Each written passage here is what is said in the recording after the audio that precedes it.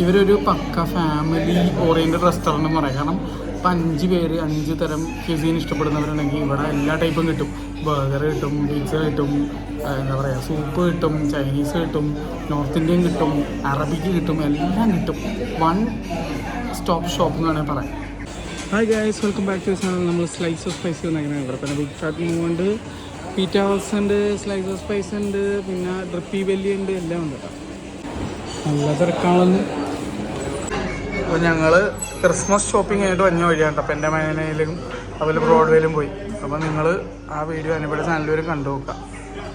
ഇവരെ ഒന്നിച്ച് പറയപ്പെടുന്നത് മിക്സർ എന്നുള്ള പേരിലുണ്ട്. വീട്ടിലെ മെനു ആണ്, എന്താ സാധനം എന്ന് പറയാം. നിങ്ങൾ ജസ്റ്റ് ഒന്ന് പോസ് ചെയ്ത് നോക്കിയാൽ മതി. ഇത് പീറ്റ വർക്സിൻ്റെ മെനു. ആദ്യം കണ്ടത് ബിഗ് ഫാറ്റ് മോമോയുടെ മെനു. ഇത് നമ്മുടെ സ്ലൈസ് ഓഫ് സ്പൈസിൻ്റെ മെനു.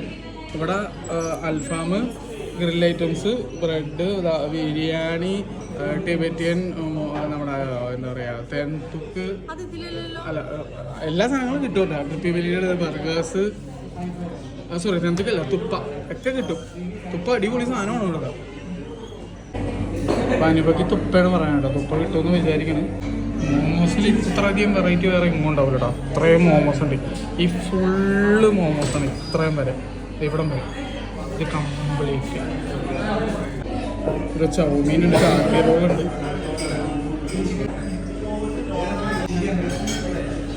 ഇവിടെ ചൈനീസ് ടൈപ്പ് സാധനങ്ങളുണ്ട്, എല്ലാം ഉണ്ട്.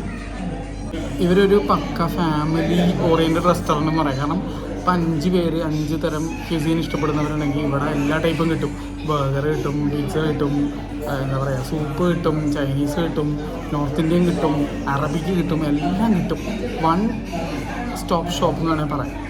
ഞാൻ ഇന്നുവരെ പീറ്റ വർക്സിൻ്റെ റാപ്പ് കഴിച്ചിട്ടില്ല, പക്ഷെ കഴിച്ചവരെല്ലാവരും നല്ല അഭിപ്രായം പറയുന്നൊരു കടയാണ്. ഇവർക്ക് കാക്കനാട്, നമ്മുടെ സത്യം പറഞ്ഞാൽ പടമുകളിൽ ഒരു ഷോപ്പുണ്ട്, അതിൻ്റെ സെക്കൻഡ് ഔട്ട്ലെറ്റാണിത്. അവിടെ പടമുകളിൽ ഭയങ്കര അഭിപ്രായമായിരുന്നു. കൂടുതലും നമ്മുടെ മിഡിൽ ഈസ്റ്റിലുള്ള ആൾക്കാരാണ് നല്ല അഭിപ്രായം പറഞ്ഞ് കേട്ടേക്കണം. കാരണം തഹീനി വെച്ചിട്ടുള്ള ടൈപ്പ് റാപ്സൊക്കെയാണ്. അപ്പോൾ അറബിക് സ്റ്റൈൽ റാപ്സ് ആണെന്നാണ് പൊതുവേ പറഞ്ഞ് കേട്ടേക്കണത്. ലെബനീസ് അങ്ങനത്തെ ടൈപ്പൊക്കെ, ഫലാഫൽ സംഭവങ്ങളൊക്കെയാണ്. അപ്പോൾ ഇത് കഴിച്ചവരാരെങ്കിലും ഉണ്ടെങ്കിൽ അഭിപ്രായം എങ്ങനെയാണെന്ന് പറയാം. ഞാൻ ഇതുവരെ കഴിച്ചിട്ടില്ല, പക്ഷേ കഴിച്ചവരൊക്കെ എന്നോട് പറഞ്ഞിരിക്കുന്ന നല്ല അഭിപ്രായങ്ങളാണ്. അപ്പം നമ്മുടെ കുപ്പ വന്നിട്ടുണ്ട് കേട്ടോ.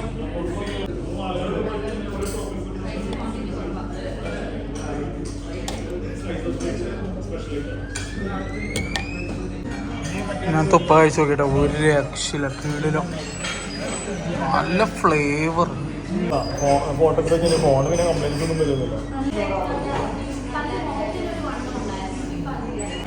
അപ്പോഴൊക്കെ എൻ്റെ ബർഗർ വന്നിട്ടാ. ഞാൻ ബീഫ് മഷ്റൂം ബർഗറാണ് പറഞ്ഞത്. സിമ്പിൾ ബർഗറാണ്. കുറച്ച് കാരമലൈസ്ഡ് ഓണിയൻസ്, മഷ്റൂംസ്, ചീസ്, എന്താണ് ബീഫ് സ്മാഷ്ഡ് പാറ്റി. ഇത് കഴിച്ച് വിശപ്പ് മാറിയില്ലെങ്കിൽ ഞാൻ അടുത്ത സാധനം പറയും. അധികം സാധനങ്ങൾ തള്ളി കയറ്റാതെ തന്നെ ഒരു അടിപൊളി ബർഗർ ആക്കാം എന്നുള്ളതിന് വലിയൊരു തെളിവാണ് ഈ ബർഗർ. നല്ല രുചിയില്ലേ?